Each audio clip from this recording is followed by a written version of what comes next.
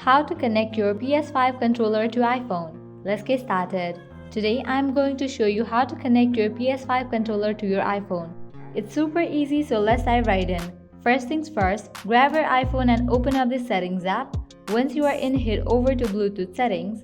Make sure Bluetooth is toggled on. You should see a list of available devices. Now grab your PS5 controller. To put it into pairing mode, hold down the PlayStation button and the button in the top left corner simultaneously. You will know it's in pairing mode when the light starts blinking blue. Head back to your iPhone and you should see DualSense controller in the list of available devices.